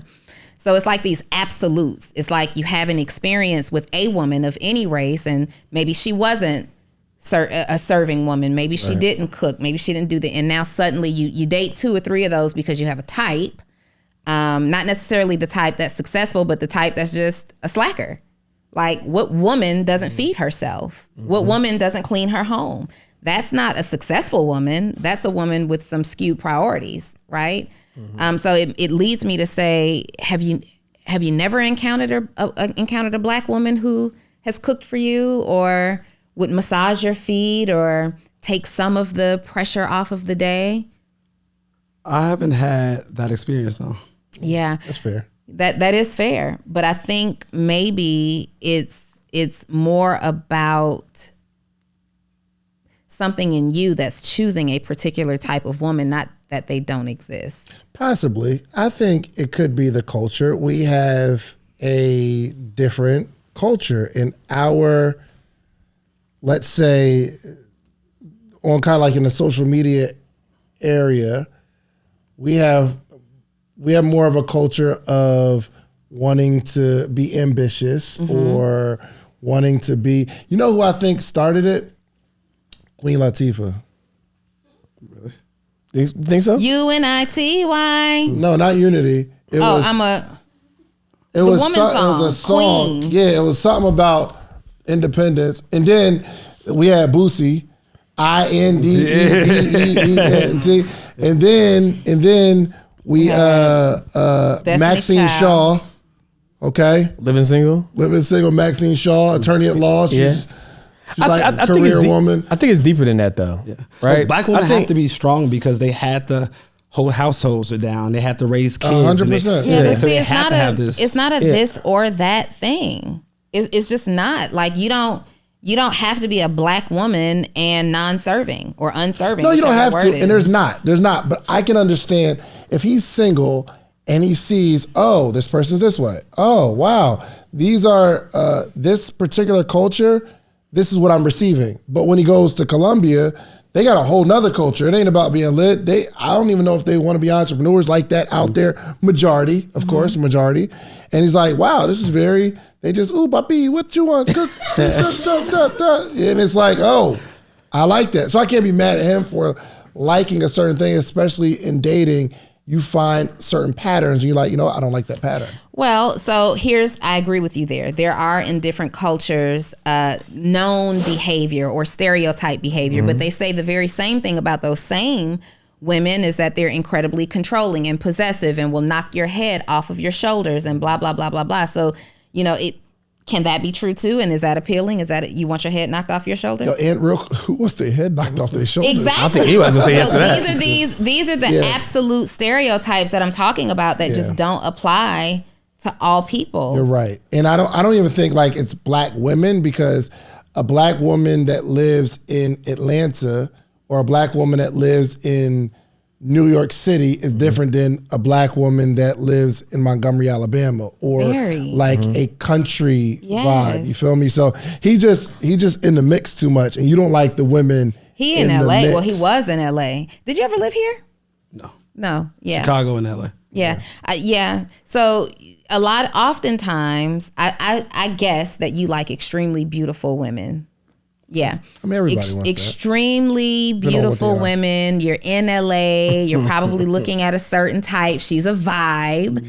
And you have an internet presence, right? People know you got money.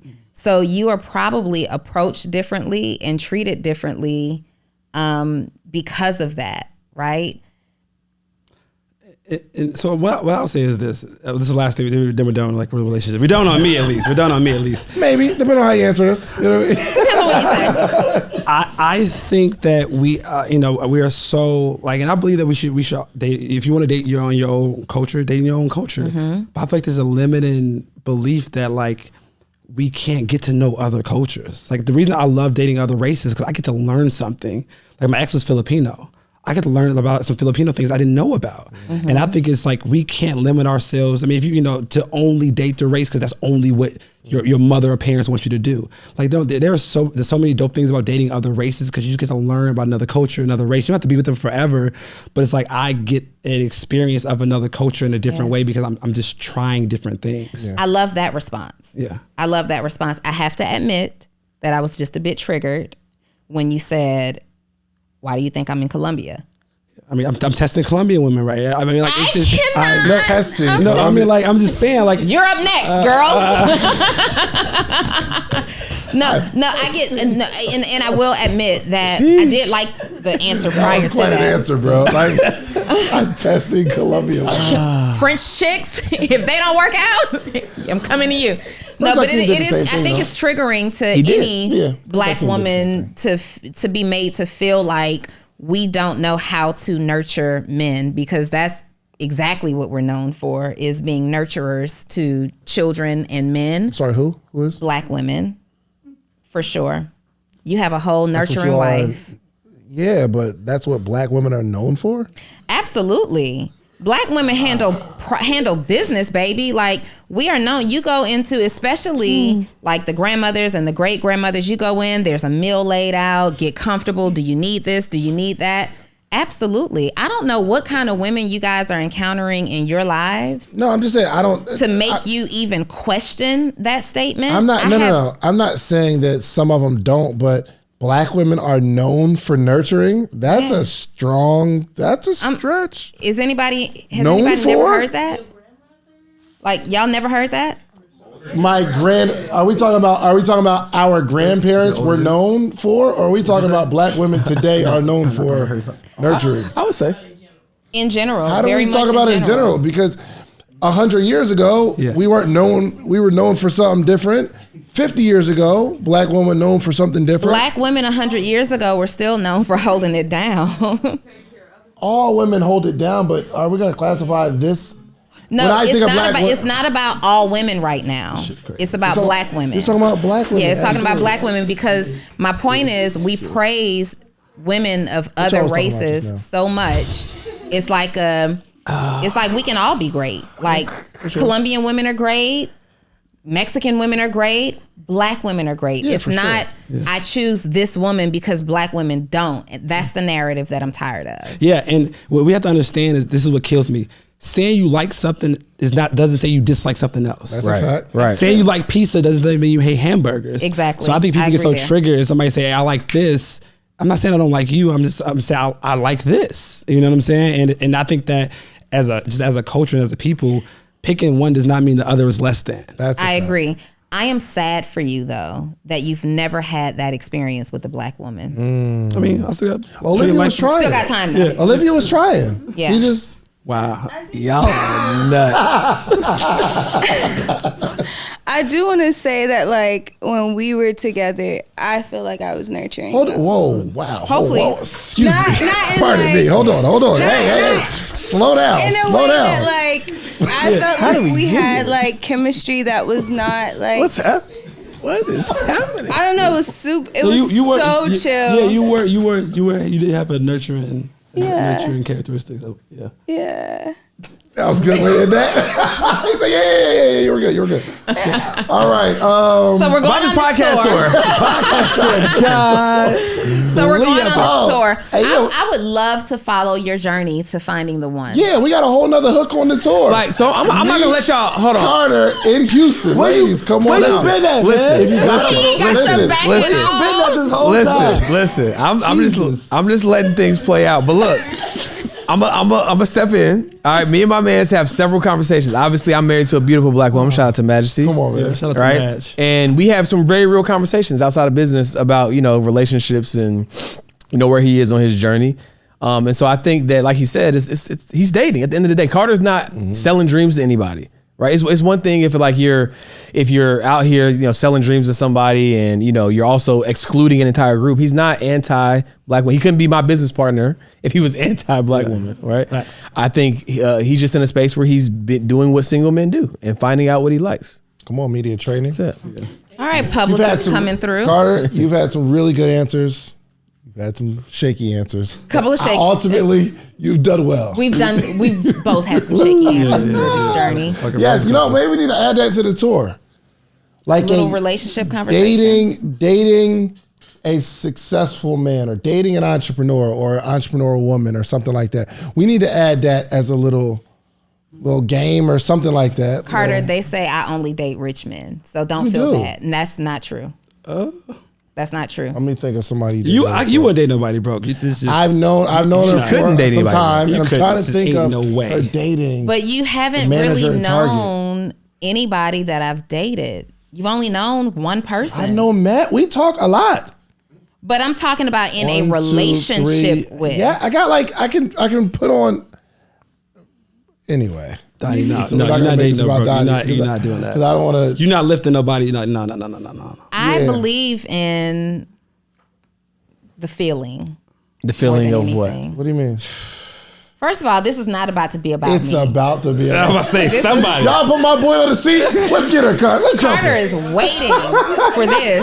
Yeah, gold digger. Ain't no gold digger, but ain't no baby boy scenario where a dude borrowing your car and while you at work. That ain't happening. Right? Thank you over the podcast. That ain't happening. I'll drop you on the podcast. She recorded. Let me get the car, babe. Ain't none of that happening, G. No, that's not happening. So for me, it's not a financial status more than it is. It's not a current financial status more than it is what we can accomplish together, right? Do I see? And so there's this meme that's going around right now that says "Don't date potential," and I think that meme is trash. I think that you have to date potential and reality, right? Because if you don't see potential, then that means that you don't see a future in the situation. I have potential, even at what I've accomplished. Everybody in this room has potential, so I want somebody to see the potential in me. And ultimately, for me, I have to see the potential in us. I'm very attracted to the power couple model, right? I'm very attracted to that. And so I have to see the potential in us. Do we have the ability to be a power couple? And by that, I mean, do we have the ability to impact a group of people at scale? And can we live lives the way that we want to and acquire the finances that it's going to take? Do you have to have that now? No relationship that you know about ever had it at the time that I entered the relationship. It developed over time, and I'm still that person. Good answer. Unless you wanted to dive deeper on that. I'm not going to dive deeper. I'm not going to dive deeper. But this podcast tour, though. This podcast tour. Listen, tour. on the podcast tour, though, I think, Carter, you and I are the single two on the tour. And I think it would be interesting to, have this dialogue and these conversations. Maybe we can help each other grow. For sure. I mean, clearly I'm not his type, so we can have great platonic conversations what do you like? Just for when we come to their city. What do I like? First of all, I want y'all to have Carter's type lined up front row, and then my type lined up front row. We with it? We doing this? Yeah, I'm down. We do this? What do I like? We gonna add that. So Filipinos, you like petite? You like kind of Why does it have to be petite? You like little meteor? I'm not. He said he's done enough. If you had to give a celebrity type to kind of. I'm done giving any more. Tall, types. Little. You like little. You like little. You like little. You like pick-upables. Fun size. I can appreciate that. Career woman or entrepreneur? Or entrepreneur, preferably. Entrepreneur. when you get married, you want your wife to be a stay-at-home wife? No. Okay. We can hire that. Okay. Yeah. So they got to be up a little bit, kind of got a little bread. I can teach you how to make money. Like, that's how I feel. That's not hard. You know what I'm saying? If you got potential, you want to learn. I got you. It's easy money. Good. Okay. All right. It's over. Are we done? I got potential. I can learn. You're like, I can learn. We I are can done. learn. All right. So what do you like, Donnie? My type, I love a smart man. I am first stimulated intellectually. I also love I also love a spiritual man. I love a man who loves God out loud. I love a man with some business about himself. You cannot be lazy being around me at all. Like, what are you doing? What are we doing? What's going on? Why are you so still? And I love me a fine man. I gotta tell you that. What is fine? That's subjective. Man. So, the thing is, fine isn't one look to me. It just isn't. So all the people, like, you can be what society thinks is really attractive, but your attitude sucks and you're not fine to me whatsoever. But I love a man who prioritizes his physical fitness. That's really sexy to me because I like to be fun sized to my type. So 6'4", about 220. Got I like a big back and a thick neck. You know what I mean? It's gonna be a bunch of swole dudes later on. Oh, for sure. Are they security or what's going on? Doing curls a lot, but I don't really like swole. You know what I mean? So it just really depends. I love a man who prioritizes his physical fitness. I love a man who is smart. He's we can have a stimulating intellectual conversation. I love an emotionally intelligent man. I've really discovered that about myself recently. Like, I love a man who knows how to balance his emotions, properly, responsibly. And I like a man who's into his appearance. Like, take care of yourself. Cut your nails. The Houston Texans gonna be lined up outside. Yeah. Keep your nails trimmed. Philly line around the block. Yeah. But I'm not necessarily available in that way. What about income requirement?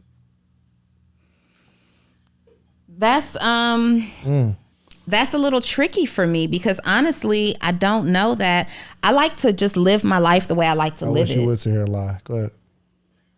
I like to be able to do what I want to do. I don't. So you can't date somebody broke. Well, not broke. So broke is a mindset, right? Like, I can't date anybody that has. Broke is not a mindset, bro. She has had some PR training. I was about to say that PR training is coming in. Dottie. Listen, seriously, I can help any man be lit financially. Yes, I can't believe this. It's the truth. It just really is the truth. Now, I'm not in the business of helping a man be lit financially, but I don't really worry. Like, if you give me all of the intangibles, then the tangibles we can make sense of, right? If you treat me well, you make me feel good, you have business about yourself, and maybe you just hadn't had your break yet, I can work with that because I know what I can bring to the table. I know that being connected to me and my group can bring to the table. But you can't be a drive my car kind of guy. You can't be a stay at my house and not paying any bills kind of man. Like, not that. You got to be able to provide for yourself. I do desire to live a luxury lifestyle, but I still am okay, like, building with somebody. Big, fine, big, thick neck, muscular, Target manager that makes $50,000 a year. He got everything else though. He got his own 1-bedroom apartment. He takes care of himself, goes to work every day. I'm not saying like the cashier at Target. I'm talking about the manager. Corporate office or store location? Store location. 50, 60,000. You know what I mean? You gotta put that red shirt on. Yeah, the red shirt. With the name tag. So I see him as an asset because of how much money I spend a month at Target, So right? yes, you would date. He would save me some money. You would date Chad that works at Target, manager, works on his body. Chad has to be ambitious outside of working at Target. Okay. I mean, you worked at the Cheesecake Factory. For sure. So yes, I would date Chad who works at Target, but I probably would not. I probably wouldn't be exclusive with Chad, who works at Target. The broke ones hold you So good. let me tell you why. The broke ones hold you good. It's not even about. So I've been here. I heard that to be true. Seriously, What? Is that true? The broke ones hold you good. let me tell you why. For me, there has to be financial stability involved. I have seriously dated someone who I made more money than, and it honestly never bothered me because even though I made more money, he made enough money to do the things that I like to do. So I'm fine with that. The reason that it's a problem for me now is because he was so insecure. He was just he would always say things like, well, if somebody else came along with some more money, blah, blah, blah, blah. No, Negro, if somebody else came along with more confidence, you'd be done.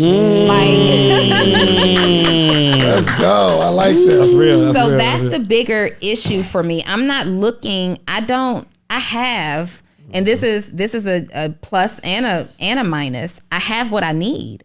Do I want more? Sure. And do I want to be able to get more with my man? Yes. But I'm not looking for somebody to enter a relationship and like light me up, turn me up. That's not what I need in this season of my life. I need somebody that I can decompress with, that I can trust, that's loyal.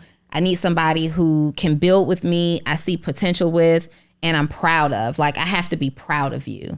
So those are the things, like, I love that. I need to be proud of you, and you're kind to me. You need to really be kind and gentle with me, because I can be either extremely soft and gentle, and that's who I desire to be, or I can be really, I don't give a you know what, and that's not going to last for me. Eventually, I'm going to find the courage to exit that situation, because that's just not who I want to be in my life. So I need somebody who's really, really kind. Gotcha. Okay. Hey, as we're on this tour, y'all, I want y'all to bring flowers. Bring some flowers to Donnie. Ladies, if you mix with a little Colombian, bring some flowers to Carter. And we just want to see. Just shoot your shot. You might make it on the podcast. Like, just shoot your shot, okay? Well, I don't know, depending on what happens today, he might be unavailable by the time the tour comes about. Right, Olivia, you need to be more aggressive and say what you want. No. He doesn't like aggression. He doesn't like. But she still needs to go after it, though. What I need you to do is be soft aggressive, like, Poppy. Ask him on a date. While he's here, how long? When you go home? Oh, he's got a couple. My flight is leaving in 2 hours. Oh, can you take him to the airport? Take him to the airport. He arrived in an Uber. Ask her if she can take her. What are we doing? Well, yo, can I take you? Do you want to take? Would you like to? Do you want to take her to the airport? Can you take Carter to the airport? Y'all crazy. Why are you cutting ups like this, man? Y'all wow. Let me ask you this. What is happening? Would you like to continue the conversation with Carter? Yes. What? Not really. No? I think Carter's amazing. Yeah. Okay. The mic, I need you to have the mic, though. Pick up your mic. Yeah, he can get an Uber to the airport. Okay. You sending him on the Uber. Now I know what you're saying about black women. Now I see what you're saying about black women. I know you got me. Yeah, We're good. But no. Yeah. Are y'all good? I want him to find his Colombian princess on this tour. I want her to be, Stacked. You don't sound like you want that, really. It sounds like... I really do. Thank you. Sounds hurt. It's like, you know what? I want you to live your life. Come back to me when you I hope see. you find what you're looking for. That's how, anyway. F you, Carter. F you, Carter. You go out there and you find what you're looking for, because Donnie, if I wasn't good enough for you, I can't wait. With your little Colombian wife, with your little Colombian baby. you go and have your little Colombian babies, Carter. Yeah. It's okay. I'll be fine. Donnie, wait, when I get there, this is gonna be a fun This tour. is a good episode. I'm on your head. I'm on your head this whole tour. You best He had believe. no idea what he was signing up for. Hey, listen, y'all, make sure, do us a favor, leave in the comments the city that you're in, or the closest city to you. We want to know where we should go. And we have an outline already, but hopefully we missed somebody. Hopefully there's like an overwhelming amount of people that say, yo, you need to come here. And we gotta make it happen. So We will definitely be promoting. You guys will see it. So let us know where y'all want us to come. This tour is going to be phenomenal. We're going to be teaching, like, I don't know anybody better at teaching business than Donnie Wiggins, helping you understand and lay out how you're going to get from step A to step B to step C systematically.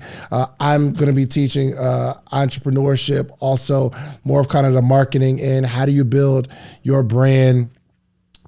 Carter is he's helped me in my saving of money, of understanding how to keep more money. It's one thing to make a lot of money, but how to keep it is something I think that a lot of people just kind of breeze over until you have a tax bill, until you realize, wow, I made a whole bunch of money, but where did it all go? Yeah. Which I think, in my opinion, that's why I like Carter's message so much. Out of everybody here, I'm more attracted to his message because that's how I started. It helped me understand money because then I started seeing, oh, wow, I didn't make any more money, but I have more now. And with the having more, I was able to do something with it. So Annie's single, y'all.